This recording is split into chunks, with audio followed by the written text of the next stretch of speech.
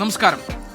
രണ്ട് പിഞ്ചു കുഞ്ഞുങ്ങളുടെ അസ്ഥികളുമായി തൃശൂർ പുതുക്കാട് പോലീസ് സ്റ്റേഷനിലെത്തി യുവാവ് നടത്തിയ വെളിപ്പെടുത്തൽ നമ്മളെ ഭയപ്പെടുത്തുന്നതാണ്. രണ്ട് പ്രസവങ്ങളിലായി ഉണ്ടായ നവജാത ശിശുക്കളെ കുഴിച്ചു മൂടിയത് താനും പങ്കാളിയും ചേർന്നാണെന്നും ദോഷം തീരാൻ ക്രിയകൾ നടത്താനുള്ള അസ്ഥികളാണ് കയ്യിൽ എന്നുമായിരുന്നു ഭവിൻ എന്ന യുവാവ് പോലീസിനോട് പറഞ്ഞത്. ഇതിൽ ഒരു കുഞ്ഞിൻ്റേത് കൊലപാതകമാണെന്ന നിഗമനത്തിലാണ് പോലീസ്. ഫേസ്ബുക്കിലൂടെ പരിചയപ്പെടുകയും പിന്നീട് ഒരുമിച്ച് താമസിക്കുകയും ചെയ്ത ഭവിനും അനീഷയും വിവാഹിതരായിരുന്നില്ല. കുഞ്ഞുങ്ങളെ കൊന്ന് കുഴിച്ചുമൂടുകയായിരുന്നു എന്നതാണ് പോലീസ് സംശയിക്കുന്നത്. തിരുവനന്തപുരത്തെ അഫ്സാൻ സംഭവത്തിന് ശേഷം മറ്റൊരു നടുക്കുന്ന കൊലയായി തൃശൂരിലേത് മാറിയിരിക്കുന്നു. ന്യൂസ് ഈവനിംഗ് ഇന്ന് ഈ വിഷയം ചർച്ച ചെയ്യുകയാണ്. പ്രേക്ഷകർക്ക് സ്വാഗതം.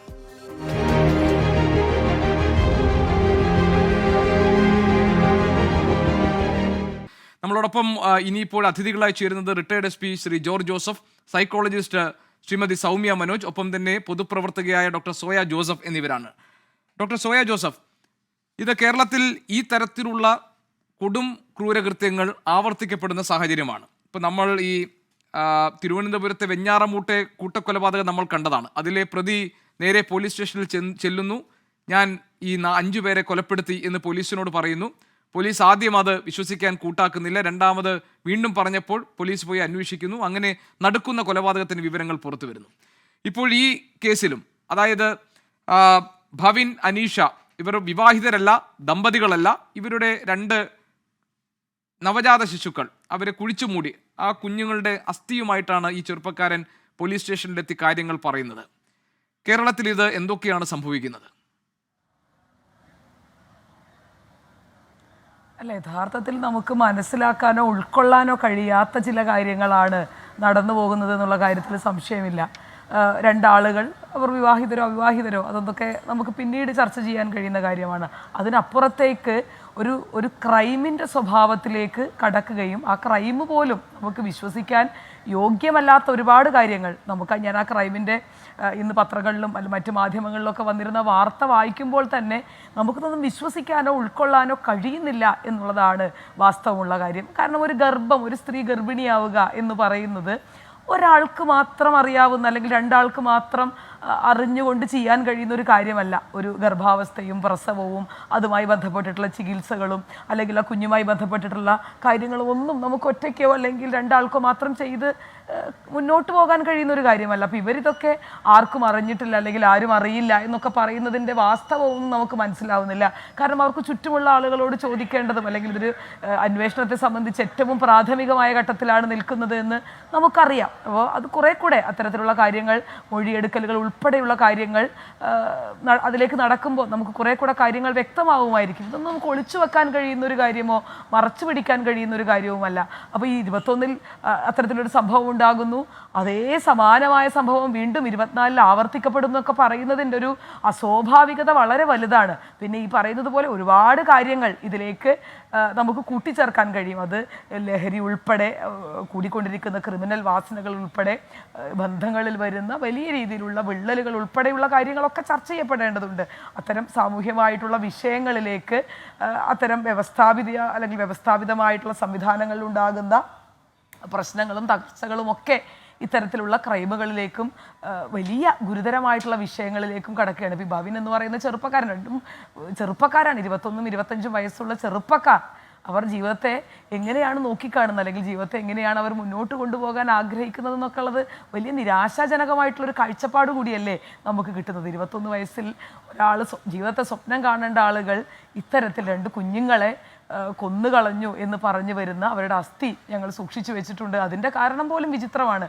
ദോഷങ്ങളും കർമ്മങ്ങളും ഒക്കെ ചെയ്യാനാണെന്ന് 2 കുഞ്ഞുങ്ങളെ കൊല്ലാൻ മനസ്ഥിതിയുള്ള ആളുകൾ എത്തരത്തിലാണ്, എന്ത് കർമ്മം ചെയ്തിട്ടാണ് അതിനെ പരിഹരിക്കേണ്ടി, അല്ലെങ്കിൽ എന്ത് വിശ്വാസത്തിൻ്റെ പേരിലാണ് അത് പരിഹരിക്കപ്പെടുക എന്നുള്ളതൊക്കെ നമുക്ക് അത്ഭുതം ഉണ്ടാക്കുന്ന കാര്യങ്ങളാണ്. അപ്പോൾ ഇതൊക്കെ ഏതെങ്കിലും തരത്തിൽ നമ്മുടെ ഒരു സാമൂഹിക വ്യവസ്ഥിതിയുടെ കുഴപ്പങ്ങൾ കൊണ്ട് സംഭവിക്കുന്നതാണോ ഡോക്ടർ സോയ ജോസഫ്? അതുകൂടി ആണ് എനിക്ക് താങ്കളിൽ നിന്ന് അറിയാനുള്ളത്. അതായത് ഇപ്പോൾ ഇങ്ങനെ ഒരു ബന്ധം ഉണ്ടാകുന്നു, ആ ബന്ധം രഹസ്യമായി സൂക്ഷിക്കുന്നു, അതിലുണ്ടാകുന്ന കുഞ്ഞുങ്ങളെ കൊലപ്പെടുത്തി കുഴിച്ചു മൂടുന്നു. ഇതൊക്കെ നമ്മുടെ എന്തെങ്കിലും സാമൂഹിക വ്യവസ്ഥിതിയിലെ പ്രശ്നങ്ങൾ കൊണ്ടുകൂടി സംഭവിക്കുന്നതാണോ? നമ്മുടെ സൊസൈറ്റി അത്രത്തോളം ഇൻസെൻസിറ്റീവായി ആളുകളുടെ പ്രശ്നങ്ങളിലെ പ്രശ്നങ്ങളെ ഏറ്റെടുക്കാത്ത, അവരെ മനസ്സിലാക്കാത്ത, ആളുകൾക്ക് അവരവരുടേതായ കാര്യങ്ങളിലേക്ക് വിട്ടുകൊടുക്കുന്ന തരത്തിൽ നിർദ്ദയമായ ഒരു സമൂഹത്തിൻ്റെ പ്രവണതകളുടെ കുഴപ്പം കൂടിയാണോ ഇത്?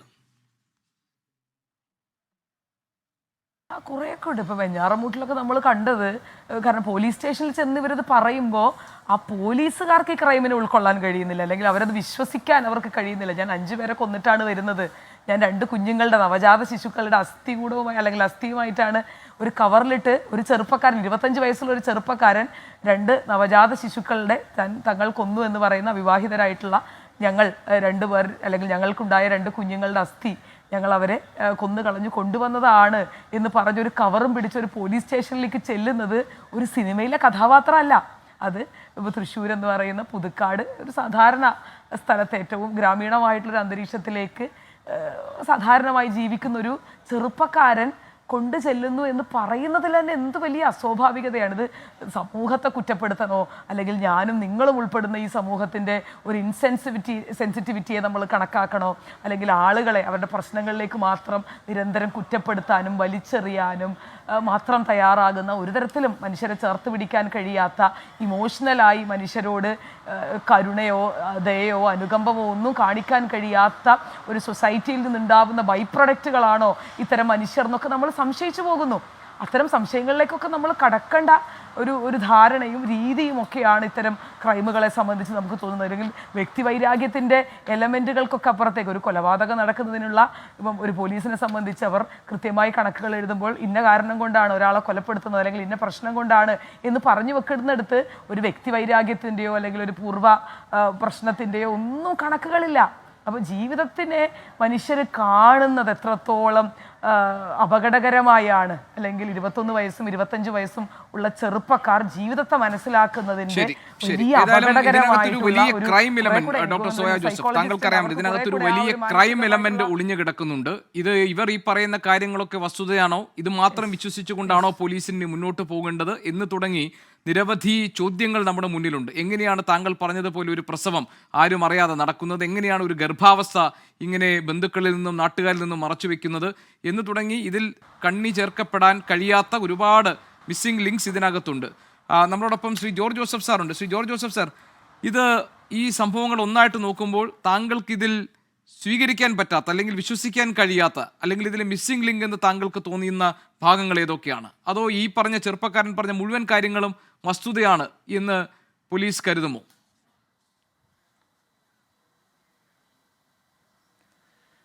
അല്ല, ചെറുപ്പക്കാരൻ പറഞ്ഞത് തീർച്ചയായിട്ടും ഒരു ഭൂരിപക്ഷം വസ്തുതയാണ്. കാരണം 2 പേരും ലിവിങ് ടുഗദർ കൊഹാബിറ്റേഷൻ ഉണ്ടായി, അവിവാഹിതരാണ്, അവർ വിവാഹം കഴിച്ചിട്ടുമില്ല. അതേസമയത്ത് അതിൽ കുട്ടികളുണ്ടായി. ആദ്യത്തെ കുട്ടിയെ അവർ ലിവിങ് ടുഗദർ, അല്ലെങ്കിൽ ലിവിങ് ടുഗദർ എന്ന് പറയാനൊക്കില്ല, അത് 2 വീട്ടിലും 2ആയിട്ടാണ് താമസിച്ചതെന്ന് പറയുന്നുണ്ട്. ഒരുമിച്ചൊരു വീടെടുത്ത് താമസിച്ചായിട്ടുള്ള എവിഡൻസ് ഇപ്പം വരുന്നില്ല. ഏതായാലും ഒരു കൊഹാബിറ്റേഷൻ 2 പേരും തമ്മിൽ അവിവാഹിതരാണ്, വിവാഹം കഴിച്ചിട്ടില്ല. അപ്പോൾ അങ്ങനെ ഉണ്ടാകുന്ന കുട്ടിയാണ്.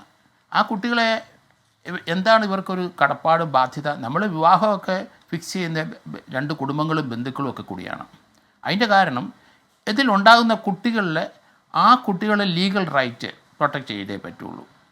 കാരണം ഇപ്പം ഈ കൊഹാബിറ്റേഷൻ മുഖേന ഉണ്ടാകുന്ന കുട്ടികളുടെ ലീഗൽ റൈറ്റ് വലിയ പ്രശ്നമാണ് അത്. കാരണം ഇന്ത്യയിലെ നമ്മുടെ പീനൽ കോഡുകളിലൊക്കെ 2 ആൾക്കാർ തമ്മിൽ വിവാഹം കഴിച്ചവർ, അവരെ ആ വിവാഹ ജീവിതത്തിനിടയ്ക്ക് വേറൊരാൾ വീണ്ടും പോയി വിവാഹം കഴിച്ചാൽ അത് കുറ്റകരമാണ്. കോഗ്നിസബിൾ ഒഫൻസാണ് ഇന്ത്യയിൽ. 7 വർഷം വരെ അകത്തോട്ട് പോകും. അതിന് യാതൊരു സംശയമില്ല. കാരണം അപ്പോൾ അതാണ് ഇന്ത്യയിലെ നിയമം. ആ നിയമത്തെന്ന് പറഞ്ഞാൽ നമ്മുടെ കുടുംബത്തിൻ്റെ ഭദ്രതയെ കണക്കാക്കിയിട്ടാണ് ഇന്ത്യയിൽ ആ നിയമങ്ങൾ ഉണ്ടാക്കി വച്ചിരിക്കുന്നത്. ഇവിടെ ഇവർ ധാർമ്മികമായ ഒരു കടപ്പാടും 2 പേർക്കും ഇല്ല. അവരിലുണ്ടാകുന്ന കുട്ടികൾ അവർ കൊന്നുകളയാണ്. 2 പേരും കുറ്റക്കാരാണ്. ആ കൊന്നുകളഞ്ഞ കുട്ടികൾക്ക് ഒരു റൈറ്റുണ്ട്. നമുക്ക് ലീഗലായിട്ട് കല്യാണം കഴിച്ചു കഴിഞ്ഞാൽ പ്രോപ്പർട്ടിയിലും മറ്റു കാര്യത്തിലുമൊക്കെ അതിലുണ്ടാകുന്ന കുട്ടികൾക്ക് തീർച്ചയായിട്ടും അവകാശങ്ങളുണ്ട്, ലീഗൽ റൈറ്റ് ഉണ്ട്, അപ്പൻ്റെയും അമ്മയുടെയും. ഇവിടെ ഈ ലിവിങ് ടുഗദർ അല്ലെങ്കിൽ ഇങ്ങനെ കൊഹാബിറ്റേഷൻ മുഖേന ഉണ്ടാകുന്ന കുട്ടികൾക്ക് എന്താണ് റൈറ്റ്? ഇന്ത്യയിൽ അങ്ങനെ ഒരു നിയമങ്ങളില്ല.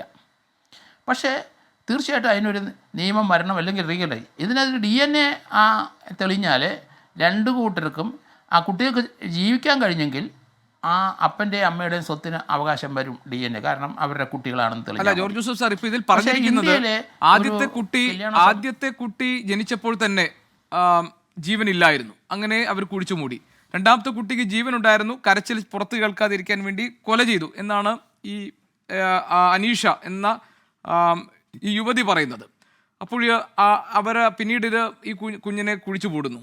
ഇനി ഈ അനീഷ എന്ന് പറഞ്ഞ സ്ത്രീ വേറൊരു വിവാഹത്തിലേക്ക് പോകുന്നു, അല്ലെങ്കിൽ വേറൊരു ബന്ധം അവർക്കുണ്ടെന്ന സംശയത്തിൻ്റെ പേരിൽ ഈ ചെറുപ്പക്കാരൻ മദ്യപിച്ച് ഈ അസ്ഥിയൊക്കെ ആയിട്ട് പോലീസിൻ്റെ അടുത്ത് വരുന്നു. അസ്ഥി സൂക്ഷിക്കാൻ കാരണം കർമ്മം ചെയ്യാൻ വേണ്ടിയാണ്. ഇത്രയും കാര്യങ്ങളാണല്ലോ ജോർജ് ജോസഫ് സാർ പോലീസിൻ്റെ കൈവശമുള്ളത്, അവരുടെ മുന്നിലെത്തിയിരിക്കുന്നത്. ഇതെല്ലാം അതുപോലെ തന്നെ സംഭവിച്ചതായിരിക്കുമോ? സാധ്യത വളരെ കുറവാണ്. കാരണം ഏതായാലും ഇപ്പോൾ അവിടുത്തെ പോലീസ് ഓഫീസർ പറയുന്നത് കേട്ടു, ആ അസ്ഥി ഏതായാലും കുട്ടികളുടെ അസ്ഥിയാണെന്ന്. ഇവരുടെ ആണെങ്കിൽ DNA മുഖേന നമുക്കത് പ്രൂവ് ചെയ്യാൻ പറ്റുള്ളൂ. ഒരു ടെൻഡർ ആയിട്ടുള്ള ഒരു കുട്ടിയുടെ അല്ലെങ്കിൽ അസ്ഥികൾ അറിയാം, കൊച്ചു കുട്ടികളുടെ അസ്ഥികൾ നമ്മൾ കുഴിച്ചിട്ടാൽ തന്നെ അധികം നാൾ അത് നിലനിൽക്കത്തില്ല. അത് ചിലപ്പോൾ 1-2 വർഷത്തിന് കംപ്ലീറ്റ് മണ്ണിൽ ലയിച്ചങ്ങ് പോകും. കൂടി എന്നാൽ ഒരു വർഷം കൊച്ചുകുട്ടി ഉണ്ടായ ഉടനെ. അതേ സമയത്ത് അതിൻ്റെ പെൽവിക്ക് അങ്ങനെയുള്ള ഏരിയയിലെ അസ്ഥികൾ അല്ലെങ്കിൽ നമ്മുടെ തുടയിലെ അല്ലെ ഹിപ്പിൻ്റെ ഭാഗത്തെ അത് മാത്രം കുറച്ച് ഹാർഡായിരിക്കും, അത് മാത്രം കിട്ടിയെന്ന് വരും. പക്ഷേ ഇവർ ഇതെങ്ങനെ ഈ അസ്ഥി എടുത്തു എന്നുള്ള കാര്യം ഇനിയൊരു പ്രശ്നമാണ്. അത് കുട്ടികളുടെ ഇവരെ തന്നെയാണോ കുട്ടികളുടെ ആണോ എന്ന് DNA മുഖേന അത് നോക്കി കണ്ടെടുത്താൻ കഴിയുള്ളൂ. അപ്പോൾ അതുകൊണ്ട് ഇതിനകത്ത് പോലീസ് കിടന്ന് വെള്ളം കുടിക്കും. കാരണം ഇങ്ങനെ ഒരാൾ മദ്യപിച്ചിട്ട് അയാൾ കുറേ അസ്ഥിയായിട്ട് വന്നു, അത് ഞങ്ങൾ വേറൊരു പെൺകുട്ടിയായിട്ടുള്ള ബന്ധത്തിലുണ്ടായ അസ്ഥിയാണെന്ന് പറഞ്ഞു. അത് ചിലപ്പോൾ അയാൾ മദ്യത്തിൻ്റെ ആസക്തിയിൽ ഭാര്യ വേറൊരുത്തനുമായിട്ട് പുതിയൊരു ബന്ധം സ്ഥാപിച്ച് അവളെ ഒരു പാഠം പഠിപ്പിക്കാൻ വേണ്ടി ഇതങ്ങ് ഡിസ്ക്ലോസ് ചെയ്യാൻ നേരെ പോലീസ് സ്റ്റേഷനിൽ കയറി വരികയാണ്. അപ്പോൾ അതായിരിക്കും അതിനുള്ള സാധ്യത കൂടുതലാണ്. കാരണം വേറൊരു ബന്ധം ഡെവലപ്പ് ചെയ്തു, എപ്പം വിളിച്ചാലും അവളുടെ ഫോൺ എൻഗേജ്ഡ്, അങ്ങനെ സംശയം. ഇവരതിലെ സോഷ്യൽ മീഡിയയിൽ കൂടി പരിചയപ്പെട്ടവരാണ് ഇവർ രണ്ടുപേരും എന്നാണ് ഇപ്പോൾ വരുന്ന വാർത്തകൾ. അപ്പോൾ ഇതിനകത്ത് പോലീസിന് ഇതൊരു മർഡർ ആണെങ്കിൽ തന്നെയും രണ്ടും ഒരു മർഡറാകാനുള്ള സാധ്യത വളരെ കൂടുതലാണ്. അതുകൊണ്ട് ആദ്യത്തെ കുട്ടി ചാപിള്ളയായിട്ട് ജനിച്ചു എന്ന് പറയുന്നത് ഞാൻ വിശ്വസിക്കുന്നില്ല. അത് തീർച്ചയായിട്ടും ഉണ്ടായപ്പം തന്നെ അതിനെ കൊന്നിട്ടുണ്ടാവും. രണ്ടാമതും അങ്ങനെ തന്നെ. പക്ഷേ ഒരു രണ്ട് മർഡർ നടന്നിട്ട് നമുക്കത് പ്രൂവ് ചെയ്യാൻ കഴിയാൻ ബുദ്ധിമുട്ടാണ്.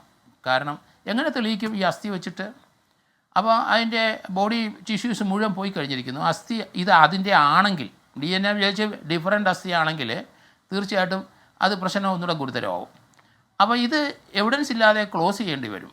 കാരണം 2 കുട്ടികൾ ഉണ്ടായി, ഇവരുടെ ആണെന്ന് പറയുന്നു, അവരുടെ ആണെന്ന് പ്രൂഫില്ല. രണ്ടാമത് ആ കുട്ടിയെ കൊന്നതാണെന്ന് പറഞ്ഞ് അതിന് പ്രൂഫ് ഉണ്ടാകാൻ അത് ഇനി ഉണ്ടാകാനുള്ള സാധ്യതയില്ല. അപ്പോൾ ആ ഭാഗം ഇത് വളരെ വീക്കാവും. അതുകൊണ്ട് പോലീസ് ഏതായാലും ഇത് ചെയ്യാതിരിക്കാൻ ഒക്കില്ല. കാരണം ഒരാൾ വന്ന് കൺഫസ് ചെയ്യുകയാണ്, അയാളുടെ കുട്ടി അയാളുടെ ലിവിങ് പാർട്ട്ണറുമായിട്ടുള്ള അവരുടെ കുട്ടിയാണ്, അതിൻ്റെ അസ്ഥികളാണ് ഇത്, അത് കർമ്മത്തിന് വേണ്ടി. ഇതുപോലെ ഒരു കൊലപാതകം ഇതുപോലെ ചെയ്ത് ജീവിക്കുന്നവർക്ക് എന്താണ് കർമ്മം? നേരത്തെ നമ്മുടെ സൈക്കോളജിസ്റ്റ് ആരും അത് പറഞ്ഞു, എന്താണെന്ന് എനിക്ക് മനസ്സിലാകുന്ന. അപ്പോൾ അതൊക്കെ പറ്റിക്കാൻ വേണ്ടി ആകാനാണ് സാധ്യത. ഇവരുടെ വിദ്യാഭ്യാസ യോഗ്യതയൊക്കെ എന്താണ് നമുക്ക് നോക്കേണ്ടിയിരിക്കുന്നത്. കാരണം രണ്ടുപേരുടെയും കാരണം ധാർമ്മികമായ ഒരു ഒരു ഒരു കടമയും പരസ്പരം ഇല്ല, അതുപോലെ സമൂഹത്തിനോടും ഇല്ല. അങ്ങനെ അങ്ങ് കാള പോലെ ജീവിച്ചു വന്നവരാണ് രണ്ടുപേരെന്ന് ഞാൻ പറയുന്നു. കാരണം അങ്ങനെയല്ലല്ലോ നമ്മുടെ ഇന്ത്യയുടെ സംസ്കാരവും ഇന്ത്യയുടെ കെട്ടുപാടും നമുക്കൊരു കുടുംബാന്തരീക്ഷത്തിലാണ്. ഭാര്യയും ഭർത്താവും വിവാഹം കഴിച്ചു കൊടുക്കുന്നത്. കാരണം ലോക രാഷ്ട്രങ്ങളിൽ എല്ലായിടത്തും നമ്മൾ നോക്കി ഇന്ത്യയുടെ ആ വിവാഹത്തിൻ്റെ ആ രീതിയിലുള്ള ഒരു ചടങ്ങുകളെങ്ങും ഇപ്പോൾ ഇല്ല. പരസ്പരം അങ്ങ് താമസിച്ച് അതിൽ കുട്ടികളുണ്ടായും സമൂഹത്തിനോടോ കുടുംബത്തിനോടോ അല്ലെങ്കിൽ രാജ്യത്തിനോടോ ഒരു കടപ്പാടുമില്ലാത്ത രീതിയിലാണ് എല്ലാവരും പല രാജ്യങ്ങളിൽ വളരുന്നത്. അത് വലിയ ഹൈലി സോഫിസ്റ്റിക്കേറ്റഡായ വലിയ രാജ്യങ്ങളിലൊക്കെ അങ്ങനെയാണ്. പക്ഷേ ഇന്ത്യയിൽ നമ്മൾ അങ്ങനെയല്ല. ഇവിടെ നമ്മുടെ കുടുംബ ഭദ്രതയാണ് പ്രാമുഖ്യം കൊടുക്കുന്നത്, ഇന്ത്യയുടെ പൈതൃകം അതാണ്. അതുകൊണ്ട് ആ വ്യവസ്ഥയ്ക്ക് എതിരായിട്ട് ഇവർ സഞ്ചരിക്കുന്നുണ്ട്. ചില ആൾക്കാർ ധാരാളം വരും. ഞാൻ തൃശ്ശൂർ തന്നെ വേറൊരു സ്ഥലത്തുണ്ടായിരുന്നല്ലോ, ഒരു കുഞ്ഞ് ജനിച്ച ഉടനെ കുഞ്ഞിൻ്റെ മൃതദേഹം വെള്ളത്തിൽ കൂടെ ഒഴുകി വന്ന് അവിടെ ചെളിയുടെ കൂടെ കിടക്കുന്നു. അത് ഇങ്ങനെ ലിവിങ് ടുഗദർ അങ്ങനെ ഉണ്ടായ ഒരു കുട്ടിയാണ്. അത് പിന്നെ അവരെയൊക്കെ അറസ്റ്റൊക്കെ ചെയ്തു. ജോർജ് ജോസഫ് സാർ, ഇനിയും കുറച്ച് കൂടി കാര്യങ്ങൾ പുറത്തു വരാനുണ്ട്. ഞാൻ അതിലേക്ക് വരാം. ജോർജ് ജോസഫ് സാർ, ഞാൻ താങ്കളിലേക്ക് വരാം. ഇപ്പോൾ ശ്രീമതി സൗമ്യ മനോജ്, സൈക്കോളജിസ്റ്റ്, നമ്മളോടൊപ്പം ഉണ്ട്. ശ്രീമതി സൗമ്യ മനോജ്, ഈ കുഞ്ഞുങ്ങളുണ്ടായത് വിവാഹ ബന്ധത്തിൽ നിന്നാണോ അതല്ലാതെയാണോ എന്നതിനേക്കാൾ സ്വന്തം കുഞ്ഞുങ്ങളെ കൊല്ലുകയും കുഴിച്ചു മൂടുകയും എന്നിട്ട് ആ അസ്ഥി സൂക്ഷിക്കുകയും കർമ്മം ചെയ്യാൻ വേണ്ടി തയ്യാറെടുക്കുകയും ചെയ്യുന്ന ഒരാണും ഒരു പെണ്ണും, അതാണല്ലോ നമ്മൾ തൃശ്ശൂരിൽ കാണുന്നത്. അപ്പോൾ സാധാരണ പറയുന്നത് ഏറ്റവും വലിയ സ്നേഹം മാതൃസ്നേഹമാണ് എന്നാണ്. അതായത് ഒരു അമ്മ സ്വന്തം ജീവൻ പണയപ്പെടുത്തിയും കുഞ്ഞുങ്ങളുടെ ജീവൻ രക്ഷിക്കാൻ ശ്രമിക്കും. ഇതാണല്ലോ നമ്മുടെ സമൂഹത്തിൽ പൊതുവേ ഉള്ളൊരു ധാരണ. അതിന് വിപരീതമായി എത്രയെത്ര സംഭവങ്ങൾ, അമ്മയെ ആക്രമിക്കുന്ന മക്കൾ, മക്കളെ കൊല്ലുന്ന അമ്മ എന്ന് തുടങ്ങി ഒരുപാട് സംഭവങ്ങൾ കേരളത്തിൽ ഇങ്ങനെ ആവർത്തിക്കപ്പെടുന്നു. അതിലൊന്നാണ് ഇപ്പോൾ ഏറ്റവും ഒടുവിൽ എന്ന് പറയാം തൃശ്ശൂരിലേത്. ഏത് മാനസികാവസ്ഥയിൽ നിന്നായിരിക്കും ഈ സ്ത്രീ ഈ കുഞ്ഞുങ്ങളെ കൊന്നതാണെങ്കിൽ അവരത് ചെയ്തിട്ടുണ്ടാവുക? ഇനി അതല്ല, അവർക്ക് ഈ പ്രസവത്തിൽ മരിച്ചു പോയതാണെങ്കിൽ എന്തുകൊണ്ട് ഇത് പുറത്തറിയാതെ അവരത് മറവ് ചെയ്തു? അതിൻ്റെ മാനസികാവസ്ഥ എന്താണ്? സാഹചര്യം എന്തായിരിക്കും? അവരുടെ സാഹചര്യം നമുക്ക് പറയണമെങ്കിൽ, അല്ലെ അവരുടെ മാനസികാവസ്ഥ പറയണമെങ്കിൽ അവരോട് നമ്മൾ സംസാരിച്ചാലേ പറ്റുള്ളൂ. പക്ഷെ നമുക്കിപ്പം കോമൺ ആയിട്ട് പറയുന്ന കുറച്ച്, ഒരു സൈക്കോളജിസ്റ്റ് എന്ന നിലയിൽ ഏറ്റവും കൂടുതൽ കൗമാരക്കാരെ കാണുന്ന, അല്ലെ കൗമാരക്കാരുടെ പ്രശ്നങ്ങൾ വളരെ പേഴ്സണലായിട്ട് കേൾക്കുന്ന ഒരു വ്യക്തി എന്നുള്ള നിലയ്ക്ക് എനിക്കിതിൽ പ്രത്യേകിച്ച് യാതൊരു ഞെട്ടലുമില്ല. കാരണം ഒരു 50% മേലിൽ ഇപ്പോൾ നമ്മുടെ കൗമാരക്കാർ മുഴുവൻ ഇതേ പാതയിൽ തന്നെയാണ്. കുഞ്ഞുങ്ങളെ കൊന്നു കുഴിച്ചു മൂടുന്നു എന്നല്ല, പക്ഷെ ആ ഒരു അവസ്ഥയിൽ എത്താതെ സേഫ്റ്റി പ്രിക്കോഷൻസ് അവർ യൂസ് ചെയ്യുന്നുണ്ട്. ഈ ഇത്തരം നേരത്തെ മാഡം പറഞ്ഞതുപോലെ ഈ ഒരു കൊലപാതകം എന്ന് പറയുന്ന ഒരു വാക്ക് അതിനകത്തോട്ട് സൂചിപ്പിക്കാൻ പറ്റുമോ എന്ന് എനിക്ക് സംശയമുണ്ട്. കാരണം ഒരു കുഞ്ഞ്, നിങ്ങൾ പറഞ്ഞതുപോലെ ഒരു മാതൃത്വം എന്ന് പറയുന്ന ഒരു അവസ്ഥയിലേക്ക് ഒരു യുവതി എത്തണമെങ്കിൽ അവൾ മാനസികമായി ഒരു അമ്മയാവാൻ തയ്യാറെടുക്കണം. ഇതൊന്നും ഉണ്ടാകുന്നില്ല. ഇപ്പോഴുണ്ടാകുന്നതെന്ന് പറഞ്ഞാൽ സമൂഹ മാധ്യമങ്ങളിൽ പരിചയപ്പെടുന്ന വ്യക്തിയുമായി 1-2 ദിവസത്തെ പരിചയമുള്ള വ്യക്തിയുമായി ഈ പറഞ്ഞതുപോലെ ലിവിങ് ടുഗദർ അല്ലെങ്കിൽ ഇത്തരം സെക്ഷൽ റിലേഷനിലേക്ക് പോകുന്നു. അവരറിയാതെ തന്നെ ഇങ്ങനെ ഒരു പ്രഗ്നൻസി ഉണ്ടാകുന്നു. പല കുട്ടികൾക്കും ഇപ്പം PCOD ഒക്കെ ഉണ്ടായതുകൊണ്ട് പീരിയഡ്സ് ഒന്നും നോർമൽ അല്ല. അപ്പൊ ഒരു പക്ഷേ ഈ കുട്ടിയും അത് നശിപ്പിക്കാവുന്ന ആ ഒരു സമയത്തിന് ശേഷമായിരിക്കണം ഇതറിഞ്ഞ പിന്നീട് അവൾക്കുള്ള നിർദ്ദേശങ്ങൾ മുഴുവൻ കൊടുക്കുന്നത് സമൂഹ മാധ്യമമാണ്. ഇപ്പൊ നമുക്ക് സെർച്ച് ചെയ്താൽ എല്ലാ കാര്യങ്ങളും അറിയാം. മാഡം നേരത്തെ പറഞ്ഞു, ഒരു കുട്ടി പ്രഗ്നന്റ് ആയാല് എങ്ങനെയാണ് മുന്നോട്ട് കൊണ്ടുപോകേണ്ടത്, അല്ലെങ്കിൽ ഞാൻ എങ്ങനെ പ്രസവിക്കും, ഇങ്ങനെയുള്ള കൺഫ്യൂഷൻസ് ഒക്കെ നമ്മൾ നേരത്തെ പങ്കുവച്ചിരുന്നത് നമ്മുടെ കുടുംബത്തിലെ മുതിർന്നവരോടാണ്. ഇപ്പം അതിന്റെ ആവശ്യമില്ല. കുഞ്ഞുങ്ങൾ മുഴുവൻ ഇപ്പം സമൂഹ മാധ്യമങ്ങളിലും ഇപ്പൊ ഈ പറഞ്ഞതുപോലെ സോഷ്യൽ മീഡിയകളിൽ അവർ എന്ത് തിരഞ്ഞാലും അവർക്ക് അതിനുള്ള മറുപടികളുണ്ട്. അപ്പൊ എന്ത് ചെയ്യുന്നു? എന്നോടൊപ്പം ഈ കഴിഞ്ഞ ദിവസം ഒരു 7ാം ക്ലാസ്സുകാരിയെ എന്റെ അടുത്ത് കൗൺസിലിങ്ങിന് കൊണ്ടുവന്നു. അപ്പം ആ കുഞ്ഞിന്റെ അമ്മ കൊണ്ടുവന്നതിന്റെ കാരണം എന്താണ്, കഴിഞ്ഞ കുറെ ദിവസങ്ങളായി ഈ കുട്ടി ഭയങ്കരമായി ദേഷ്യം പ്രകടിപ്പിക്കുന്നു, അമ്മയോട് മിണ്ടുന്നില്ല, സാധനങ്ങൾ വലിച്ചെറിയുന്നു, ഇങ്ങനെയൊക്കെ പറഞ്ഞിട്ടാണ് കൊണ്ടുവരുന്നത്. പക്ഷെ ഈ കൊണ്ടുവരുന്ന കുട്ടികളെ എല്ലാം നമ്മൾ സംസാരിക്കുമ്പം അവർക്ക് പറയാനുള്ള കഥകൾ സോഷ്യൽ മീഡിയയുമായി പരിചയപ്പെടുന്ന വ്യക്തികളുമായിട്ടുള്ള ഇതുപോലെയുള്ള റിലേഷൻസ്. ഇപ്പം പോലീസ് ഉദ്യോഗസ്ഥർക്ക് തന്നെ അറിയാം, സാറിന് തന്നെ അറിയാമായിരിക്കും, ഒരു കേസ് വരുന്ന സമയത്ത് അവരെ തെളിവെടുപ്പിന് കൊണ്ടുപോകുമ്പം 1 വർഷം 2 വർഷം ഒക്കെ പരിചയമുള്ള ഈ കേസുകളാണെങ്കിൽ എത്രത്തോളം സ്ഥലങ്ങളിലാണ് പീഡനം നടന്ന സ്ഥലങ്ങളിൽ ഈ കുട്ടികളെ കൊണ്ടുപോകേണ്ടതെന്ന് അറിയാമോ? കാരണം 2 ദിവസം 3 ദിവസം പരിചയപ്പെടുന്നവർ പിന്നെ അടുത്ത ദിവസം അവർ ഈ ഒരു റിലേഷനിലേക്കാണ് പോകുന്നത്. കഴിഞ്ഞൊരു +1 വാരിയെ കൊണ്ടുവന്നതിന്റെ കാരണം എക്സാം എഴുതാൻ നേരത്ത് അവൾക്ക് അറ്റൻഡൻസ് ഇല്ല, 30% താഴെയാണ് അറ്റൻഡൻസ്. കുട്ടിക്ക് വേണ്ടിയിട്ടുള്ളതെല്ലാം തയ്യാറാക്കി വെച്ചിട്ട് അമ്മയും അച്ഛനും രാവിലെ ജോലിക്ക് പോകുന്നു. സ്കൂളിൽ നിന്ന് വിളി വന്ന അമ്മ അന്വേഷിച്ചപ്പോഴാണ് ഈ കുട്ടി ആ ഒരു വർഷം 1-2 ദിവസമാണ് സ്കൂളിൽ പോയത്. കാരണം രാത്രി മുഴുവൻ ഈ കുട്ടി ഫോണിൽ ചാറ്റാണ്, സോഷ്യൽ മീഡിയയിൽ പരിചയപ്പെട്ട ഒരാളുമായി ചാറ്റാണ്. രാവിലെ എഴുന്നേൽക്കുന്ന സമയത്ത് എന്നോട് പറഞ്ഞാണ്, എനിക്ക് തല കറങ്ങും, നേരെ നിൽക്കാൻ വയ്യ, പിന്നെ എപ്പോഴും ഫോൺ വിളിക്കണം എന്നൊരു ടെൻഡൻസി ക്ലാസ്സിലിരുന്നാലും അപ്പം നമ്മൾ ശ്രദ്ധിക്കേണ്ട ഒരു കാര്യമുണ്ട്. ഈ സമൂഹം, അല്ലെങ്കിൽ സാർ നേരത്തെ പറഞ്ഞതുപോലെ ഒരു കൾച്ചർ, ഇന്ത്യൻ കൾച്ചർ എന്നൊക്കെ നമ്മൾ പറഞ്ഞ് അവകാശപ്പെട്ട് വന്നത് പണ്ട് നമ്മളൊക്കെ ഫോളോ ചെയ്ത് വന്ന കുറെ സംഭവങ്ങളാണ്. ഇപ്പോഴത്തെ കുഞ്ഞുങ്ങൾക്ക് അവരുടെ കൾച്ചർ എന്ന് പറയുന്നത് അവരുടെ പിയർ ഗ്രൂപ്പ് അല്ലെങ്കിൽ മറ്റു കുട്ടികൾ എന്ത് ചെയ്യുന്നു. അപ്പം ഇത്തരം ഈ പല കുട്ടികൾ ഇതുപോലെ സെക്ഷൽ റിലേഷനിൽ പോയി കഴിഞ്ഞിട്ട് കൗൺസിലിങ്ങിന് വരുന്നവരോട് ഞാൻ ചോദിക്കും, എന്തിനിങ്ങനെ പോയി എന്ന് ചോദിക്കുമ്പോൾ എന്നോട് പറയുന്നതാണ്, മാം എന്റെ ക്ലാസ്സിലെ പലരും ഇങ്ങനെ പോകുന്നു. അപ്പൊ എനിക്കിതറിയാൻ ഒരു ക്യൂരിയോസിറ്റി ഇല്ലേ? ആ ക്യൂരിയോസിറ്റി എന്താണെന്ന് അറിയാൻ വിളിച്ചു വരുന്നതാണ്. വളരെ എന്താ പറയുക, ഇതിൽ നമ്മൾ ശ്രദ്ധിക്കേണ്ട ഒറ്റ കാര്യമുള്ളൂ, ഇത്തരം സംഭവങ്ങൾ പുറത്തു വരുമ്പോൾ മാത്രമാണ് നമ്മൾ ഈ മാധ്യമങ്ങളിലൂടെയൊക്കെ മറ്റുള്ളവർ ഇത് അറിയുന്നത്. പക്ഷെ നമ്മളിത് എല്ലാ ദിവസവും കേട്ടുകൊണ്ടിരിക്കുകയാണ്. അപ്പം ഇതിന് ഒരു മാറ്റം വരണമെങ്കിൽ ആദ്യം അത് കുടുംബത്തിൽ നിന്ന് തന്നെ തുടങ്ങണം. ഒരു കുഞ്ഞ്, ഒരു മോള് ഈ ഒരു അവസ്ഥയിൽ പോയിട്ടുണ്ടെങ്കിൽ അവരുടെ സാഹചര്യം എന്താണെന്ന് എനിക്കറിയില്ല. പക്ഷേ ഈ ഒരു അവസ്ഥയിൽ കടന്നു പോകുമ്പോൾ ആ വീട്ടിലൊരു അമ്മയുടെ ഒപ്പമാണ് ജീവിച്ചിരുന്നത്. ഞാൻ അവരെ കുറ്റപ്പെടുത്തുകയല്ല, അവരുടെ സാഹചര്യം എനിക്കറിയില്ല. പക്ഷേ നോർമൽ കേസിൽ ഒരു കുട്ടി ഇത്തരം സാഹചര്യങ്ങളിലൂടെ കടന്നു പോയപ്പോഴൊന്നും അവളിൽ ഉണ്ടായ ശാരീരികവും മാനസികവുമായ മാറ്റം ആ അമ്മയ്ക്ക് തിരിച്ചറിയാൻ പറ്റിയില്ല. പിന്നെ നമ്മൾ ആ കുട്ടിയെ കൊലപാതകി എന്ന് വിളിക്കുന്നു. ഒരു സമയം കഴിഞ്ഞാൽ അവൾക്ക് പിന്നെ അവൾ എങ്ങനെ പ്രസവിക്കാമെന്നായിരിക്കും സെർച്ച് ചെയ്തത്. അവൾ പ്രസവിച്ചു, ആ പ്രസവിച്ച കുഞ്ഞിനെ എങ്ങനെയെങ്കിലും ഒഴിവാക്കുക, അവിടെ പിന്നെ പിടിക്കപ്പെടുമെന്നോ അപ്പോൾ അവളുടെ നിലവിലുള്ള മാനസികാവസ്ഥ അനുസരിച്ച് അതിനെ ഇല്ലാതാക്കുക എന്ന് പറയുന്ന ഒരു നിഗമനത്തിലേക്കായിരിക്കണം ആ കുട്ടി എത്തിയത്. പിന്നെ അദ്ദേഹം ഇപ്പോൾ അത് വെളിപ്പെടുത്തിയതിന്റെ കാരണം ഇതുപോലെ തന്നെയാണ്. ഈ സോഷ്യൽ മീഡിയ പരിചയപ്പെടുന്ന കുട്ടികളുമായിട്ടുള്ള റിലേഷൻസിൽ സെക്ഷൽ ഫോട്ടോസ് അയച്ചു കൊടുക്കുക, സെക്ഷൽ ചാറ്റ് നടത്തുക. ഇത് ഒരു പരിധി കഴിയുമ്പോൾ ഈ പയ്യന്മാർ ഈ പെൺകുട്ടികളെ ഇത് വെച്ച് ചൂഷണം ചെയ്യും. അവർ പറയുന്ന സ്ഥലത്ത് ഇറങ്ങിച്ചെല്ലും. അപ്പൊ ഇത്തരം സംഭവത്തിലേക്ക് പോകാതിരിക്കണമെങ്കിൽ ആദ്യം കുടുംബത്തിലൊരു ശ്രദ്ധ, 2 ഈ കുട്ടികൾക്ക് അവയർനെസ് ഇല്ലാതെ വരിക. ഇത്തരം സംഭവങ്ങളിലേക്ക് പോകാനുള്ള സാധ്യത കൂടുതലാണെന്ന് നമുക്കറിയാം. പക്ഷെ പെട്ടുപോയാൽ എങ്ങനെ നമുക്ക് ഇത്തരം വലിയൊരു സംഭവത്തിൽ ഒരു കുഞ്ഞിന്റെ ജീവൻ നഷ്ടമാകുന്ന അല്ലെങ്കിൽ ഒരു കൊലപാതകിയായി മാറിയേക്കാവുന്ന ഒരു അവസ്ഥയിൽ വരുന്നതിന് മുമ്പ് എനിക്കിതിൽ നിന്ന് എങ്ങനെ രക്ഷപ്പെടാം എന്നുള്ളത് ഒരു സ്കൂൾ തലത്തിലോ കോളേജ് തലത്തിലോ അവർക്കൊരു അവയർനെസ് കിട്ടുന്നില്ല. ഇവർ പേടിച്ച് ആരോടും ഇത് പറയുന്നില്ല. ഇവരാകെ പങ്കുവെക്കുന്നത് അവരുടെ പ്രായക്കാരോടാണ്. അവരും ഇതേ തൂവൽ പക്ഷികളാണ്. നമുക്ക് അല്ലല്ല മാഡം, ഈ കേസിൽ ഇപ്പോൾ അവർ പരിചയപ്പെട്ടത് ഫേസ്ബുക്ക് വഴിയാണ്. അങ്ങനെ സുഹൃത്തുക്കളാകുന്നു, പിന്നീട് അവർ തമ്മിൽ ശാരീരികമായ ഒരു റിലേഷൻ ഉണ്ടാകുന്നു, അതിൽ ഒരു കുഞ്ഞ് ജനിക്കുന്നു, ആ കുഞ്ഞ് മരിച്ചോ മരിക്കാതെയോ കൊലപ്പെടുത്തിയോ എന്തായാലും കുഴിച്ചു മൂടുന്നു. അത് കഴിഞ്ഞ് അത് 2020 സംഭവിക്കുന്നത്. അത് കഴിഞ്ഞ് വീണ്ടും 2021, അത് കഴിഞ്ഞ് 2024 ഇത് തന്നെ വീണ്ടും ആവർത്തിക്കുന്നു. അപ്പോൾ ഇത് അതായത് ഇങ്ങനെ കുഞ്ഞുണ്ടാകുന്നു, കൊലപ്പെടുത്താം എന്ന് ആദ്യമേ തീരുമാനിച്ച് അങ്ങനെ, അപ്പോൾ അതിനകത്തൊരു ക്രൈം എലമെന്റ് ഉണ്ടല്ലോ, അതായത് ഒരു ക്രിമിനൽ ബുദ്ധിക്കല്ലേ ഇതിങ്ങനെ ആദ്യത്തേത് ഒരു അബദ്ധമാണെന്നോ അല്ലെങ്കിൽ സംഭവിച്ചു പോയതാണെന്നോ കരുതാമെങ്കിൽ രണ്ടാമത്തേത് അങ്ങനെയല്ല, രണ്ടാമത്തേത് ഇങ്ങനെ ചെയ്യാം എന്ന് കരുതി കാണുമല്ലോ. അപ്പോൾ ബ്രെയിൻ അതിനനുസരിച്ച് ഒരു പ്രിപ്പറേഷൻ നടത്തി കാണും എന്ന് പറഞ്ഞാൽ അതിനകത്തൊരു ക്രിമിനൽ ബുദ്ധി പ്രവർത്തിച്ചിട്ടില്ലേ? ഒരു കുറ്റവാളി അതിനകത്ത് ആ സ്ത്രീയുടെ ഉള്ളിൽ കിടക്കുന്നത് കൊണ്ടല്ലേ ഇത് സംഭവിച്ചത്?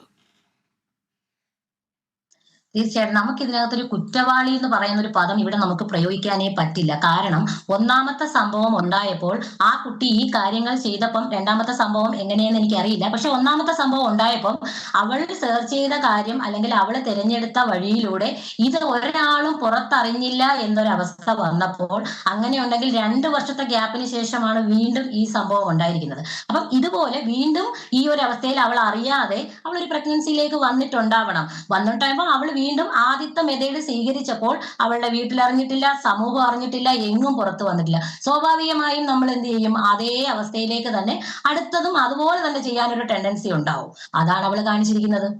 അപ്പൊ നേരെ മറിച്ച് ആദ്യം അവൾക്കൊരു സംഭവം ഉണ്ടായതിനു ശേഷം എങ്കിലും നമുക്ക് അവൾക്കൊരു അവയർനെസ് കൊടുക്കാൻ പറ്റിയിരുന്നെങ്കിൽ, എന്തിന് അമ്മത്തൊട്ടിൽ എന്ന് പറയുന്ന സംഭവത്തെ കുറിച്ച് പോലും സത്യം പറഞ്ഞാൽ ഇവർക്ക് ആർക്കും അറിയില്ല.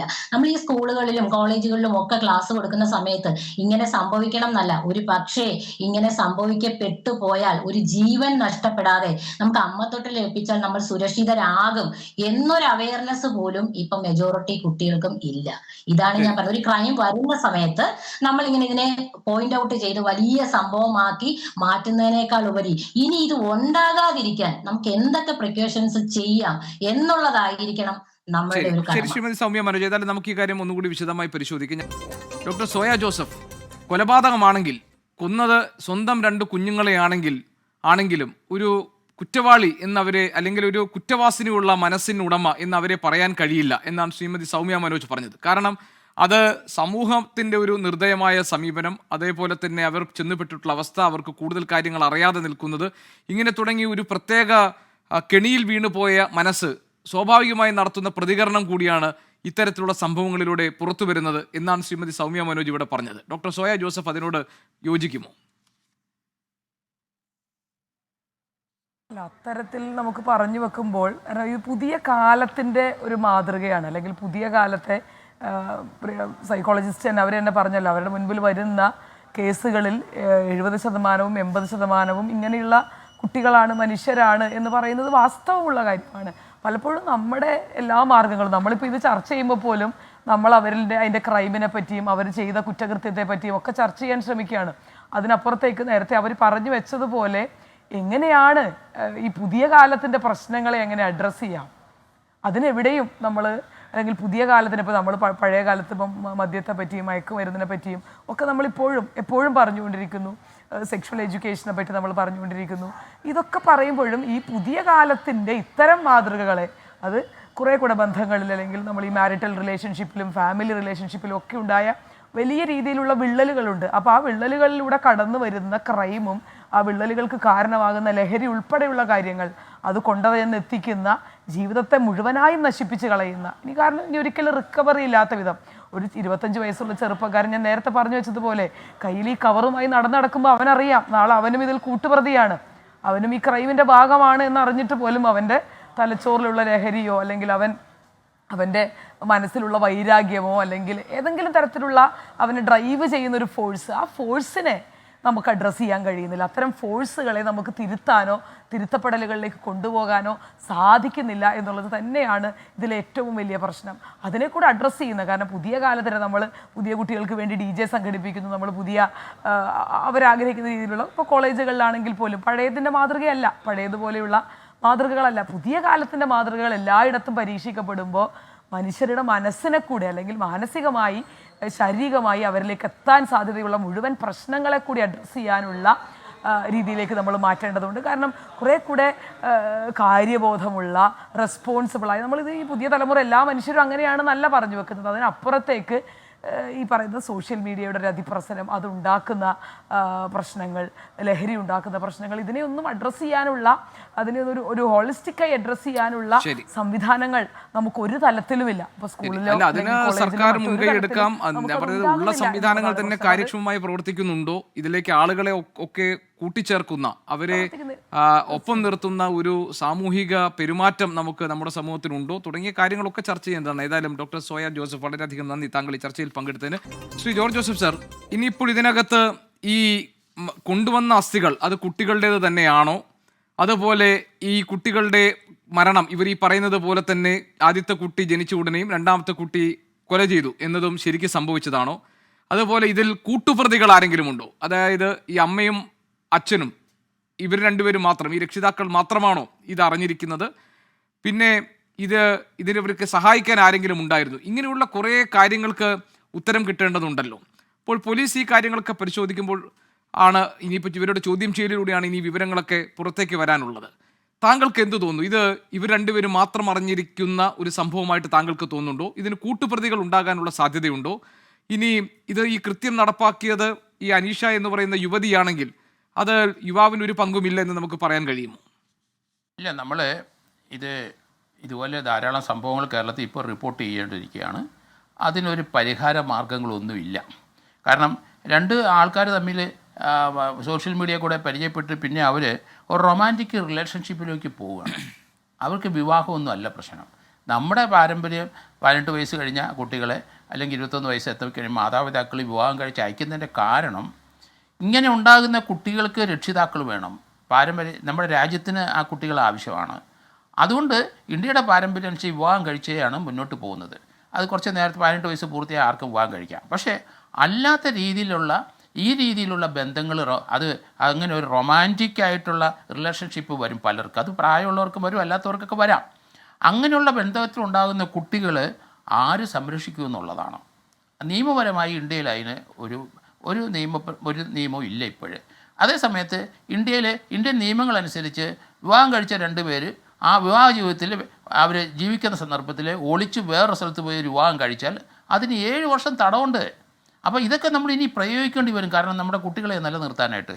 അതുപോലെ തന്നെ 2 പേര് വിവാഹം കഴിച്ചിട്ട് അതിൽ ഒരാൾ രഹസ്യമായിട്ട് വേറെ എവിടെയെങ്കിലും പോയി കല്യാണം കഴിച്ചു കഴിഞ്ഞാൽ അത് ഡിസാസ്ട്രസാണ്. അപ്പോൾ അത് തന്നെയല്ല, ഈ ലിവിങ് ടുഗദറിൻ്റെ കാര്യത്തിൽ ലോകത്തിലെ ബുദ്ധിജീവികളെല്ലാം അത് വളരെ ഡിസാസ്ട്രസ് ആയ ഒരു കാര്യമാണെന്ന്, അപകടമാണ് ഇത്. ഇപ്പം തന്നെ കണ്ടില്ലേ, 25, 26 അല്ലെങ്കിൽ 26 ഈ ഒരു കുറ്റകൃത്യം ചെയ്യാൻ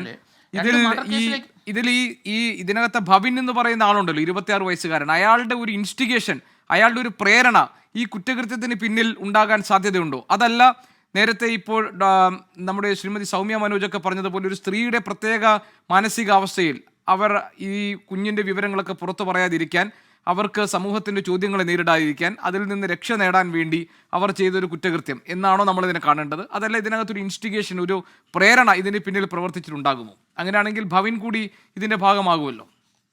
തീർച്ചയായിട്ടും അയാളും രണ്ടുപേരും ഇല്ലേ ഇതിൻ്റെ കാരണക്കാർ. അപ്പോൾ അയാൾ പ്രഗ്നൻസി ഉണ്ടായി കഴിയുമ്പോൾ രണ്ടുപേരും അത് അറിയില്ലോ. അങ്ങനെ ഉണ്ടാകുന്ന കുട്ടികളെ അത് കൊന്നുകളയോ അല്ലെങ്കിൽ അത് രഹസ്യമായിട്ട് വെക്കേണ്ട രണ്ടുപേരുടെയും ബാധ്യതയല്ലേ. അപ്പോൾ അവർ തമ്മിലൊരു കോൺസ്പിറസി ഉണ്ട്. പക്ഷേ ഇതിനകത്ത് 120 കോൺസ്പിറസിയൊക്കെ വന്നാൽ തന്നെയും ഇതിനകത്ത് ഈ കുറ്റം തെളിയാനായിട്ടുള്ള കാരണം അത് ഫോറൻസിക് എവിഡൻസ് ലഭിക്കില്ല, അതിന് യാതൊരു സംശയമില്ല.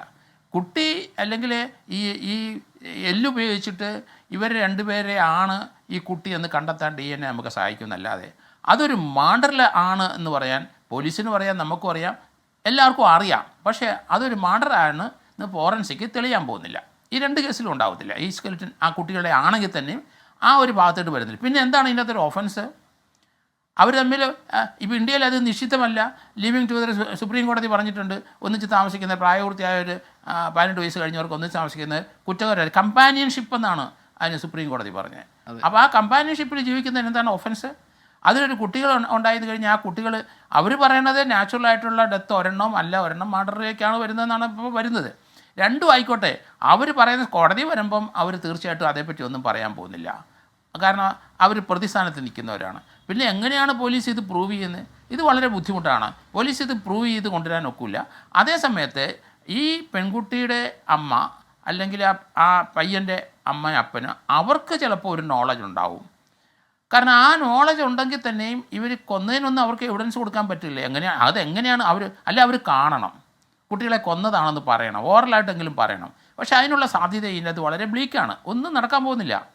അപ്പം ഇതിൽ അനീഷ പറഞ്ഞിട്ടുണ്ടല്ലോ സാർ, ഒരു കുട്ടിയുടെ കാര്യത്തിൽ കൊല നടത്തിയതാണ്, അതായത് കരഞ്ഞപ്പോൾ പുറത്തറിയാതിരിക്കാൻ വേണ്ടി വായ പൊത്തിപ്പിടിച്ചാണ് മരണം സംഭവിച്ചിരിക്കുന്നതിനകത്ത് അനീഷ പോലീസിനോട് പറഞ്ഞു, മൊഴി നൽകിയെന്നാണ് നമുക്ക് കിട്ടിയ വിവരം. ഇല്ല, പോലീസിൻ്റെ അടുത്ത് ഒരു കൺഫെഷൻ സ്റ്റേറ്റ്മെൻ്റ് കൊടുത്താൽ ഇന്ത്യയിൽ വിലയില്ല. അവർ പ്രതിസ്ഥാനത്ത് നിൽക്കുന്നവർ എന്ത് പോലീസ് പറഞ്ഞാലും ഒരു വിലയും ഇന്ത്യയിലില്ല. ഇതിൻ്റെ നിയമപുസ്തകത്തിൽ അങ്ങനെ കിടക്കുന്നത്. അത് വില വരുന്ന എപ്പോഴാണ്? അതുമായിട്ട് ബന്ധപ്പെട്ട് ഒരു റിക്കവറി വരണം. ഇപ്പം ഇത് പോലീസ് ഒരു ഇൻവെസ്റ്റിഗേഷൻ നടത്തിയിട്ട് ഇവർ നിയമവിരുദ്ധമായി ഇവർ പ്രസവിച്ചതാണ്, അവർ കുഴിച്ചിട്ടു അല്ലെങ്കിൽ കൊന്നിട്ട് കുഴിച്ചിട്ടു എന്നൊരു ഇൻഫർമേഷൻ കിട്ടി. ഈ പെൺകുട്ടിയെ കസ്റ്റഡിയിലെടുത്തിട്ട് അവളൊരു കുറ്റസമ്മതം മൊഴി പറയുകയാണ്. ആ മൊഴി പറയുമ്പം അവിടെ ഇന്നടത്ത് കുഴിച്ചിട്ടുണ്ടെന്ന് പറഞ്ഞാൽ പോലീസ് അവിടെ പോയി മാന്തി നോക്കുമ്പോൾ ആ കുഴിച്ചിട്ട സ്ഥലത്ത് ഒരു ഹ്യൂമൻ സ്കെലിട്ടൺ കിട്ടിയാൽ തീർച്ചയായിട്ടും ആ കൺഫെഷൻ അനുസരിച്ച് അത് തീർച്ചയായിട്ടും കൃത്യമായ എവിഡൻസ് ആയിട്ട് കൊണ്ടുവരാൻ പറ്റും. ഇതിനകത്തൊരു മർഡർ നിൽക്കത്തില്ല, അതിനുള്ള ഫോറൻസിക് എവിഡൻസ് ഇല്ല, സാക്ഷികളും ഉണ്ടാകാനുള്ള സാധ്യത വളരെ കുറവാണ്. പിന്നെ പോലീസിൻ്റെ അടുത്ത് ഇവൻ വന്ന് പറഞ്ഞു കഴിഞ്ഞപ്പം പോലീസ് ഇപ്പോൾ ആ സ്കെലിട്ടൺ എടുത്തത് എങ്ങനെയാണെന്ന് എനിക്കറിയാം. ഇവർ പറഞ്ഞനുസരിച്ച് പോയി എടുത്തോ.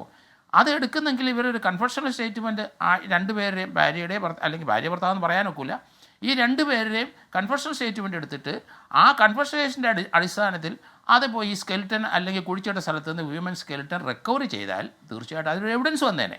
ഇപ്പോൾ ആ ഭാവമെല്ലാം പോയി. നമുക്കതിന് മർഡറിനുള്ള ഒരു ആദ്യത്തേത് അങ്ങനെയാണെന്നൊക്കെ പറയുന്നതല്ലേ ഉള്ളൂ. ആദ്യത്തെ അത് നാച്ചുറൽ ഡെത്തിലായിട്ട് വന്നു ഉണ്ടായപ്പോൾ തന്നെ ചാവിള്ളയായിരുന്നു എന്ന് പറയുന്ന അതൊരു ഒഫൻസ് അല്ല. രണ്ടുപേരും പ്രായത്ത്, അപ്പോൾ അതൊരു കുറ്റം പറയാനൊക്കത്തില്ല. അപ്പോൾ അത് ചാപിള്ളയായിരുന്നോ അതോ കൊലപാതകം നടത്തിയാണോ അതിനെ കുഴിച്ചിട്ടതെന്ന് നമുക്കറിയില്ല. അതിന് എവിഡൻസ് ഇനി വരാനും പോകുന്നില്ല. രണ്ടാമത്തെ കേസിലും അങ്ങനെ തന്നെ. രണ്ടാമത്തെ കേസിനകത്ത് തീർച്ചയായിട്ടും അവർ പറയുന്നതെന്നല്ലാതെ അതൊരു മർഡറിലേക്ക് ലീഡ് ചെയ്യുന്ന ഒരു എവിഡൻസ് ഫോറൻസിക്കും കിട്ടാൻ പോകുന്നില്ല, ഓറൽ എവിഡൻസും കിട്ടാൻ പോകുന്നില്ല. ഇതിനകത്ത് ഈ മാതാപിതാക്കൾ തീർച്ചയായിട്ടും പറയും ഞങ്ങൾ അറിഞ്ഞിട്ടേ ഇല്ല. ഇവരുടെ സാമൂഹ്യമായ അവസ്ഥ എന്താണെന്ന് അറിയത്തില്ല. വീട്ടിൽ നമ്മുടെ ഒരു വീട്ടിൽ ഈ പെൺകുട്ടി സ്ഥിരം താമസിക്കാതെ ജോലിക്ക് വല്ലതും പോകുന്നതാണോ നമുക്കറിയില്ല. അങ്ങനെ താമസിക്കുന്ന ഒരു കുട്ടിയുടെ ഇങ്ങനെ ഒരു പ്രഗ്നൻസിയൊക്കെ വന്നാൽ മാതാപിതാക്കൾക്ക് അറിയാം, പക്ഷേ അവർ അറിഞ്ഞിട്ടുണ്ടാവില്ല ഇത്. ശരി, അങ്ങനെയാണ് അത് ഇപ്പോൾ എവിഡൻസ് പൊയ്ക്കൊണ്ടിരിക്കുന്നത്. അങ്ങനെയാണ്. ശ്രീമതി സൗമ്യ മനോജ്, ഇത് ഇപ്പം നേരത്തെ ഈ 2 കുഞ്ഞുങ്ങളെ കൊലപ്പെടുത്തിയതാണെങ്കിൽ അങ്ങനെ ആ സ്ത്രീയുടെ മനോനിലയെക്കുറിച്ച് പറഞ്ഞല്ലോ. അപ്പോൾ സ്വാഭാവികമായും ഈ ഒരു ക്രൈമിൽ പങ്കാളിയാകുമ്പോൾ ഇതിലെ ഭവിൻ എന്ന് പറയുന്ന ചെറുപ്പക്കാരൻ തിരുമ വിചാരിച്ചിട്ടുണ്ടാവുക, ഇനിയിപ്പോൾ ഞങ്ങൾ വിവാഹമൊക്കെ കഴിക്കാൻ പോകുന്നു, ഈ വിവരങ്ങളൊന്നും ഒരിക്കലും പുറത്തു വരില്ല എന്ന് കരുതിയിട്ടായിരിക്കുമല്ലോ ഈ ഒരു കുറ്റകൃത്യത്തിന് അയാൾ കൂട്ടുനിന്നിട്ടുണ്ടാവുക. ഇപ്പോൾ അയാൾ അത് പോലീസിനോട് വെളിപ്പെടുത്തി, മദ്യപിച്ചിട്ടായിരുന്നു എത്തിയത്. പക്ഷെ അതിനുള്ള കാരണം ഈ സ്ത്രീക്ക്, ഈ യുവതിക്ക് മറ്റൊരു ബന്ധമുണ്ടാകുന്നു എന്ന സംശയം കാരണമാണെന്ന് പറയുന്നു. അത് സ്വാഭാവികമായി താങ്കൾക്ക് തോന്നുന്നുണ്ടോ? തീർച്ചയായിട്ടും സമൂഹ മാധ്യമങ്ങളിലൂടെ പരിചയപ്പെട്ട് വളരെ ചുരുക്കം നാളില് പരിചയമായി ഒരു സെക്ഷൽ റിലേഷനിലേക്ക് പോയി ഒരു മാതാപിതാക്കളായി മാറുക എന്നൊക്കെ പറഞ്ഞു കഴിഞ്ഞാൽ അവർ ആ ഒരു സമയം ശരിക്കും യാതൊരു വിധത്തിലുള്ള ഒരു വൈകാരിക അടുപ്പമോ അവർക്ക് ഉണ്ടായി കാണാൻ യാതൊരുവിധ സാധ്യതയുണ്ടെന്ന് എനിക്ക് തോന്നുന്നില്ല. അപ്പം ഒന്നാമത്തെ ഘട്ടത്തിൽ ആ ഒരു സംഭവത്തിൽ എത്തിയപ്പോൾ ഒരു പക്ഷേ അനീഷ സ്വയം ജീവൻ ഒടുക്കാൻ ശ്രമിക്കാഞ്ഞത് ഒരു പക്ഷേ ഇദ്ദേഹത്തിന്റെ പിന്തുണ ഉണ്ടായിരുന്നുകൊണ്ടായിരിക്കണം. ഞാൻ കൂടെ നിൽക്കാം, സാരമില്ല, ഇത് ഒഴിവാക്കിയിട്ട് നമുക്ക് വീണ്ടും വിവാഹത്തിലേക്ക് പോകാം എന്നൊക്കെ ഒരു പക്ഷേ വാഗ്ദാനങ്ങൾ നൽകിയിട്ടുണ്ടാവും. പക്ഷെ ഇത്തരം റിലേഷനിൽ നമ്മൾ എപ്പോഴും കാണുന്ന ഒരു പ്രതിസന്ധി എന്ന് പറയുന്നത് ഈ ഓപ്പോസിറ്റ് നിൽക്കുന്ന ഏതെങ്കിലും ഒരാൾ എപ്പോഴും സംശയത്തിന്റെ നിഴലിലായിരിക്കും. കാരണം അവര് വളരെ അപക്വമായ ഒരു രീതിയിലാണ് ഇവരുമായിട്ട് റിലേഷൻ സ്റ്റാർട്ട് ചെയ്തത്. അപ്പം എന്നെ ചൂസ് ചെയ്ത അതുപോലെ തന്നെ ഇവർ വേറൊരാളെയും ചൂസ് ചെയ്യും എന്ന് പറയുന്ന ഒരു നിലപാടിലേക്ക് ഇവരെത്തും. അപ്പം സ്വാഭാവികമായും കുറച്ചു നേരം ഫോൺ എൻഗേജ്ഡ് ആയാല് അല്ലെങ്കിൽ ഓൺലൈനിൽ കുറച്ച് സമയം കണ്ടു കഴിഞ്ഞാല് ഉറങ്ങാൻ പറഞ്ഞതിന് ശേഷവും ഓൺലൈനിൽ കണ്ടാലൊക്കെ ഇതുപോലെ റിലേഷൻസ് ബ്രേക്കായി വരുന്ന ഒരുപാട് യുവതലമുറയെ ഞാൻ കാണുന്നുണ്ട്. അപ്പം മേ ബി അങ്ങനെ ആകാനുള്ള സാധ്യതയുണ്ട്. അപ്പൊ അദ്ദേഹം കുറച്ചു ആൽക്കഹോൾ യൂസ് ചെയ്തു എന്ന് പറഞ്ഞു. ആ സമയത്ത് അദ്ദേഹത്തിന് ഇത് കൂടുതൽ വർക്കൗട്ട് ആവുകയും ഇത് പുറത്ത് പറയാം അല്ലെങ്കിൽ അവളെ പാഠം പഠിപ്പിക്കാം എന്ന് പറയുന്ന ഒരു രീതിയിലേക്ക് എത്തിയതാകാം എന്നും എനിക്ക് തോന്നുന്നുണ്ട്. പിന്നെ ഇതിൽ ഏറ്റവും സങ്കടകരമായി എനിക്ക് തോന്നുന്ന ഒരേ ഒരു കാര്യം എന്ന് പറയുന്നത് ഇത്രയും നാളത്തെ എക്സ്പീരിയൻസിൽ നേരത്തേക്ക് എന്ന് പറഞ്ഞാൽ ഒരു 9ാം ക്ലാസ് മുതൽ അല്ലെ 10 മുതൽ 11 വരെയുള്ള കൗമാരക്കാരാണ് ഇത്തരം റിലേഷനിലേക്ക് പോയിക്കൊണ്ടിരുന്നത്. പക്ഷെ ഇപ്പം നമുക്ക് ഞെട്ടിക്കുന്ന ഒരു വിവരം 5ാം ക്ലാസ് 4ാം ക്ലാസ് 7ാം ക്ലാസ് മുതലുള്ള കുട്ടികൾ വരെ ഇത്തരം സമൂഹ മാധ്യമങ്ങളിൽപ്പെട്ട് ഈ റിലേഷൻസിലേക്ക് പോകുന്നതായി കാണുന്നുണ്ട്. ഈ കുട്ടികൾക്കൊക്കെ എന്തെങ്കിലും മാനസിക സമ്മർദ്ദം ഒക്കെ ഒഴിവാക്കാൻ സൂംബ പോലെയുള്ള നൃത്ത പരിപാടികളൊക്കെ കൊണ്ടുവരാന്ന് പറയുമ്പോൾ അതിനും നാട്ടുകാരിൽ ചിലർക്ക് എതിർപ്പുണ്ട്. അത് കൊണ്ടുവന്നാലും കാര്യമില്ല. അതും ഇപ്പോൾ നമ്മുടെ നാട്ടിൽ വിവാദമായിരിക്കുന്നു. ജോർജ് ജോസഫ് സാർ, നമ്മൾ കൺക്ലൂഡ് ചെയ്യുമ്പോൾ ജോർജ് ജോസഫ് സാർ, എന്താകും ഈ കേസിന്റെ ഒരു ഭാവി താങ്കളുടെ ഒരു നോട്ടത്തിൽ? അല്ല, ഞാൻ ഇത് നോക്കുമ്പോൾ ഈ കുട്ടി ഈ സ്കെൽറ്റൻ ഉപയോഗിച്ചിട്ട് DNA ഒക്കെ ചെയ്യുമ്പം അത് അവൻ്റെ കുട്ടിയാണെന്ന് ആദ്യം തെളിയിക്കണം. അതൊരു വലിയ ഇമ്പോർട്ടൻ്റ് ആണ്. അത് അവൻ്റെ ആണോ ഇനി ഒരു കുട്ടിയോ അവൻ്റെ ഉള്ളൂ, മറ്റേത് DNA വ്യത്യാസം വന്നു കഴിഞ്ഞാൽ വേറൊരാൾ രംഗത്ത് വരും. അപ്പം അതൊന്ന്. രണ്ടാമത്, ഇവൾ പ്രസവിച്ചതിന് എവിഡൻസ് ഇല്ല. ഈ പെൺകുട്ടി ഒരു ഹോസ്പിറ്റലും പ്രസവം കഴിഞ്ഞിട്ട് ഒരു ഹോസ്പിറ്റലും പോയിട്ടില്ല, 2 പ്രസവത്തിനും പോയിട്ടില്ല. പോയത് അങ്ങനെ ഉണ്ടെങ്കിൽ അങ്ങനെ ഒരു എവിഡൻസ് കിട്ടില്ല, അങ്ങനെയും പോയിട്ടില്ല. പ്രസവ ശുശ്രൂഷയ്ക്കൊന്നും പോയിട്ടില്ല. അപ്പോൾ ഇത് വളരെ ദുരൂഹമായിട്ട് കിടന്ന് കോടതി വന്നാൽ ആ ദുരൂഹത തെളിയിക്കാൻ സ്വല്പം പാടാണ് പോലീസിന് ഇതിനകത്ത്. അതൊരു മാണ്ടറിലേക്ക് ഒരിക്കലും ഒരു എവിഡൻസ് കിട്ടാൻ പോകുന്നില്ലെന്നാണ് എൻ്റെ ഒരു കണക്കൂട്ടൽ. വരത്തില്ല. പിന്നെ ഈ സ്കെൽറ്റൻ കൊണ്ട് 2 പേരെ പേരൻറ്റേജ് മാത്രമല്ലേ അറിയത്തുള്ളൂ. അല്ലാതെ എന്ത് ചെയ്യും? അല്ലാതെ അതിനപ്പുറത്തോട്ടൊന്നും ഉണ്ടാകാൻ പോകുന്നില്ല. എന്തായാലും അത് പോലീസ് ഇത് അവരുടെ ഒരു ഏതെങ്കിലും രീതിയിൽ ഇത് കണക്ട് ചെയ്യാൻ പറ്റുമെന്ന് അവർ ശ്രമിക്കട്ടെ. പക്ഷേ എനിക്ക് തോന്നുന്നില്ല അങ്ങനെ ഇതൊരു മർഡർ കേസിലോട്ട് ഒരിക്കലും വരത്തില്ല. ഈ സ്കെൽറ്റന് അനീഷിൻ്റെ ആണെന്ന്, അവൻ്റെ കുട്ടിയാണെന്ന് തെളിയിക്കണം. അങ്ങനെയാണെങ്കിൽ ജോർജ് ജോസഫ് സാർ, ഇതൊരു വലിയ വെല്ലുവിളി, പോലീസിനെ സംബന്ധിച്ച് വലിയ വെല്ലുവിളി ഉയർത്തുന്ന മറ്റൊരു കേസാകും.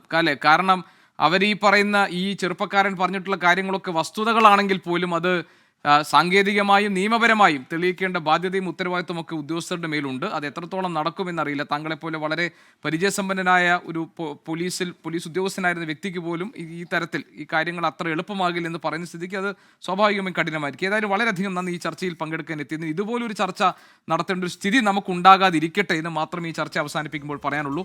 ഒരു പോലീസ് സ്റ്റേഷനിൽ, പുതുക്കാട് പോലീസ് സ്റ്റേഷനിൽ ഒരു യുവാവ് എത്തുന്നു. കയ്യിൽ ഒരുപിടി ചാരം, ഒപ്പം തന്നെ അസ്ഥികൾ. അത് സ്വന്തം കുഞ്ഞുങ്ങളുടെ 2 കുഞ്ഞുങ്ങളുടെ അസ്ഥികളാണെന്ന് പോലീസിനോട് പറയുന്നു. ജനിച്ച ഉടനെ നവജാത ശിശുക്കളെ കുഴിച്ചു മൂടിയതാണ് എന്ന് ആ യുവാവ് വെളിപ്പെടുത്തുന്നു. അവർ വിവാഹിതരായിരുന്നില്ല. തൊട്ടപ്പുറത്തുള്ള ജീവിത പങ്കാളിയായിരുന്ന, കൂട്ടുകാരിയായിരുന്ന അനീഷയുടെയും അതോടൊപ്പം തന്നെ ഭവിൻ്റെയും കുഞ്ഞുങ്ങളാണ് ഈ രീതിയിൽ കൊന്ന് കുടിച്ചു മൂടിയിരിക്കുന്നതെന്നാണ് മനസ്സിലാക്കുന്നത്. അതിൽ പോലീസ് പറയുന്നത് ഒരു കൊലപാതകമാണ് എന്ന നിഗമനത്തിനും സംശയത്തിനുമാണ് പോലീസിന്റെ ഇപ്പോഴത്തെ പരിശോധനകൾ നടക്കുന്നത്.